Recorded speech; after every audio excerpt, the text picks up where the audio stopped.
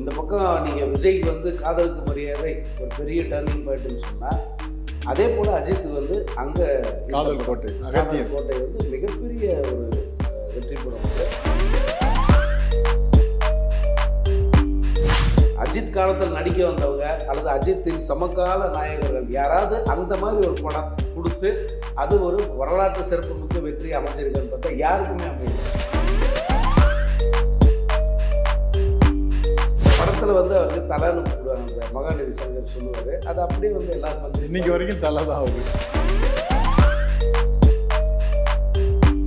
Call sheet கொடுத்தா போதும், நீங்கள் வந்தால் மட்டும் போதும்னு சொல்லிட்டு அவரை கூப்பிட வேண்டியது, அவரையே வந்து திரும்ப குறை சொல்வது விமர்சனம் பண்ணுறதுங்கிறது சரியாக. அவன் பெரிய அளவு வரவேற்பு கிடைக்கும், இப்போ இருக்கிற தலைமுறையை வந்து கொண்டாடும் அப்படின்னு நினச்ச அந்த மியூசிக் வந்து இவங்களுக்கு பிடிக்கல. மாறி அந்த படத்தில் பாட்டு வச்சுல ரவுடி பேபி பாட்டு, அந்த பாட்டு நல்லா இல்லைன்னு தான் சொன்னாங்க. ஆக்சுவலாக இந்திய சினிமா வரலாற்றிலேயே அதிக பார்வைகளை பெற்ற முதல் பாடல் அப்படிங்கிற பெரிய பெருமை வந்து அந்த பாட்டு. இப்போ இந்த லியோ படத்துக்கு ஒரு ஹைப் உருவானுச்சு இல்லை, அது ஏன் இதுக்கு வரல? அதுக்கு என்ன காரணம்? லியோ ஹைப் அவங்க உருவாக்கணும். அது வந்து ஒரு தப்பான ட்ரெண்ட் அது ஆக்சுவலா. இந்த வீடியோவை உங்களுக்கு வழங்குபவர்கள் பேசஸ் பே, secure digital payments with multiple features and great success rate. வணக்கம். இன்றைய சந்திப்பில் நம்முடன் இணைந்திருப்பவர் பத்திரிகையாளர் எஸ் சங்கர் அவர்கள். வணக்கம். வணக்கம் முத்தன். கோட் தேர்ட் சிங்கிள் கூட வெளியாயிட்டு 2 நாட்களுக்கு முன்னாடி கங்கை மரன் எழுதிய பாடல். கோட்டை பற்றியான ப்ரொமோஷன்ஸு எல்லாமே பெருசாக ஸ்டார்ட் ஆகலை, கொஞ்சம் ஸ்லோ ப்ராசஸில் தான் போயிட்டுருக்காங்க. ஆனால் படத்தை பற்றியான ஒரு ஹைப்பான ஒரு பேச்சு எதுவுமே இல்லை. அதுக்கு என்ன காரணம்? ஆக்சுவலாக ப்ரொமோஷன் ஸ்டார்ட் ஆகலன்னு சொல்ல முடியாது. ஏன்னா இந்த first single, second single, third single release பண்ணதெல்லாம் ப்ரொமோஷனோட ஒரு பகுதி தான். அவங்க எதிர்பார்த்த மாதிரி பாசிட்டிவாக அது அமையலை.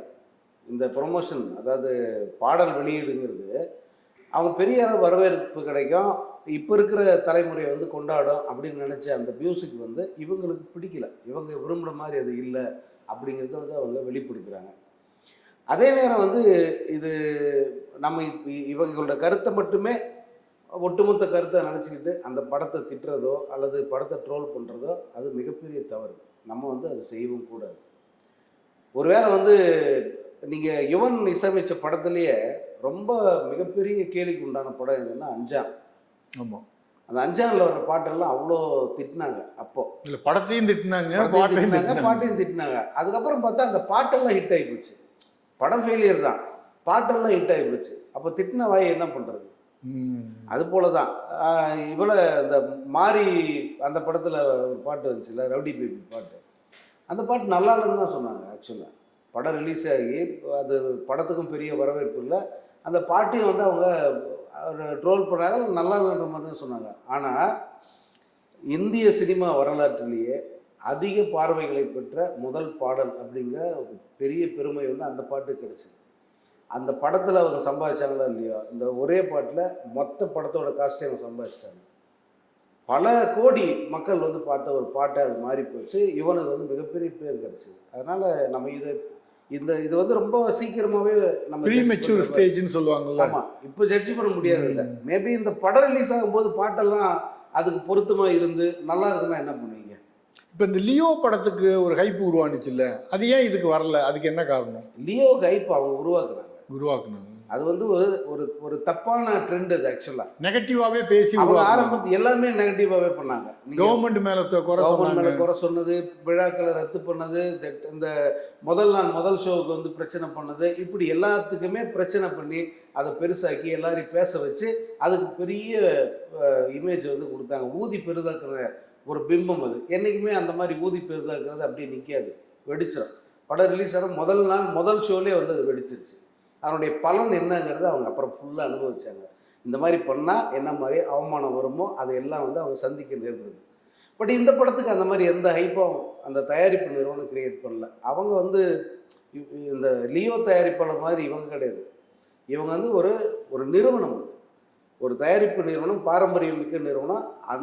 அதனால் வந்து அவங்க எவ்வளோ ஜென்யூனாக பண்ண முடியுமோ அதை தான் பண்ணுறாங்க. அதனால் 3 சிங்கிள் ஜென்யூனாக ரிலீஸ் பண்ணிக்கிறாங்க. எந்த பொய்யான ஹைப்பும் அவங்க தரல. படத்தில் இவ்வளோ ஸ்டார்ஸ் இருக்காங்க, படம் வந்து பார்த்தா நிச்சயமாக எல்லாருக்கும் பிடிக்கும், அப்போ வந்து இந்த பாடல்கள் எல்லாம் அது கூட வந்து பொருத்தமாக இருக்கும் அப்படின்னு தான் வந்து அவங்க இப்போ வரைக்கும் சொல்கிறாங்க. இது இந்த படத்தோடைய ப்ரொமோஷனாலிட்டி, இந்த படத்தோட போஸ்டர்கள் எல்லாம் பார்க்கும்போது ஒரு ஃபீல் குட் மூவியாக இருக்கும். ஆக்ஷனே இருந்தால் கூட நம்ம ரொம்ப பார்த்து ரசிக்கிறதுக்கான ஒரு படமாக இருக்கும்னு தோணுது. நீங்கள் இந்த இதில் அண்மையில் நம்ம ஒரு படம் பார்க்கும்போது அது இன்டர்வெல்ல இந்த இது போட்டாங்க, கோட் படத்தோட அந்த டீசர் ஒன்று போட்டாங்க, பார்த்தீங்களா? பார்த்தேன். அது எவ்வளோ பரபரப்புன்னு எப்படி இருந்தது, அந்த ஆக்ஷன் காட்சிகள் எல்லாம் எவ்வளோ ஆத்தென்டிக்காக இருந்தது. அதில் ஏதாவது நம்மளால் குறை சொல்ல முடிஞ்சுச்சா? ஸோ தியேட்டரில் போய் ஒரு படமாக இதை பார்க்கும்போது அந்த அனுபவம் வேறையாக இருக்கும், நம்மளோட மனநிலையை அது மாற்றிடும். அதனால் இப்போ வந்து அந்த எதிர்மறை கருத்துக்களை வந்து பெருசாக பேசி அதுக்கு ஒரு புகழ் வெளிச்சு தர வேண்டாம். வெங்கட் பிரபு அப்படின்னாவே அதில் ஒரு காமிக்கல் இது எலிமெண்ட் இருக்கும் இந்த படத்தில். ஆமாம், ஒரு ஆக்ஷன் இருந்தால் கூட ஒரு நகைச்சுவையோட ஒரு அதை திரைக்கதையை அமைச்சிருப்பாரு. நீங்கள் எப்படி எதிர்பார்க்குறீங்க? இல்லை, நான் வந்து முதல்லேருந்தே நான் சொல்கிறேன்னா, எனக்கு வந்து அந்த டைரக்டர் மேலே இருக்கிற நம்பிக்கை தான்.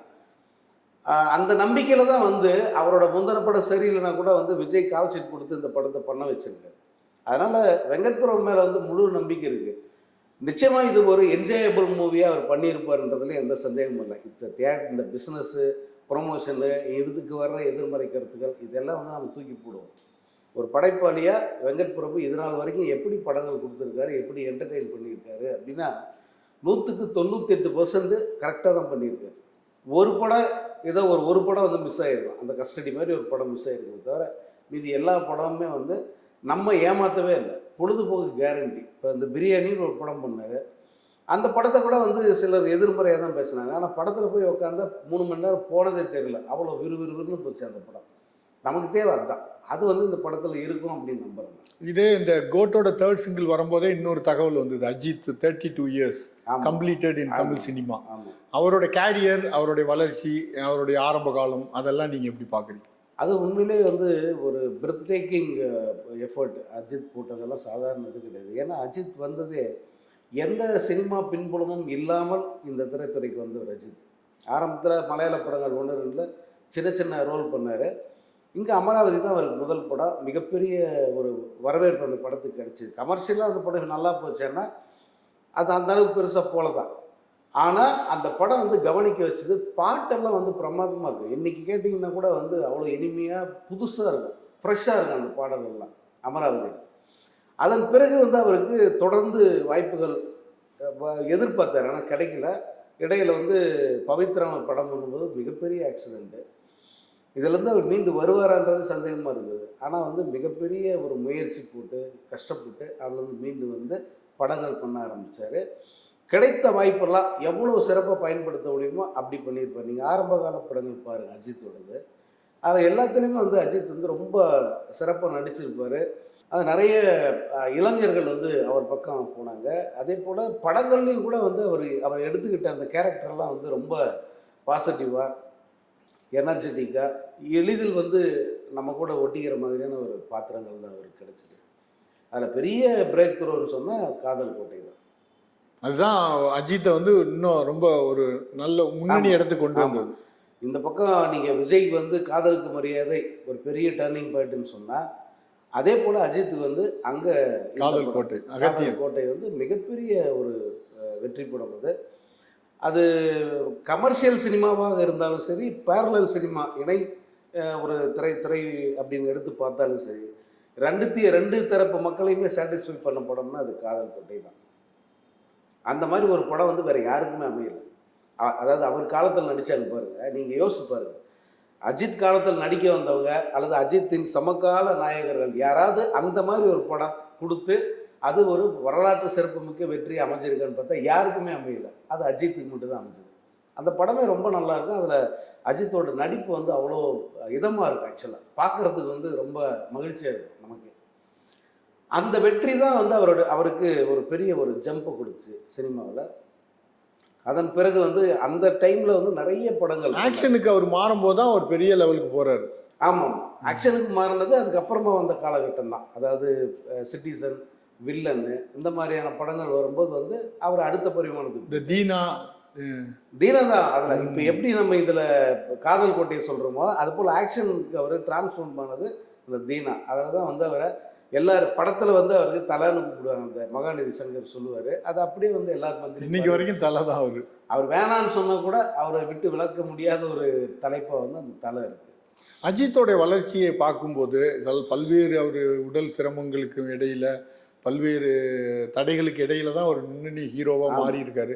அவரோட லைஃப்பை பார்க்கும்போது உங்களுக்கு நீங்கள் என்ன நினைக்கிறீங்க?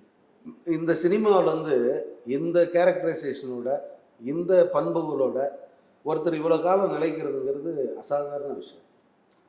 ஏதாவது ஒரு விஷயத்தில் காம்ப்ரமைஸ் பண்ணிக்கணும், யாராவது வந்து கேட்குறாங்க, அவங்க இப்படி விமர்சனம் பண்ணுறாங்க, ஸோ தன்னை மாற்றிக்கணும், அப்படிலாம் வந்து சினிமா நடிகர்கள் வந்து நினைக்கிறது சகஜம். ஆனால் அஜித் வந்து அப்படி இல்லை.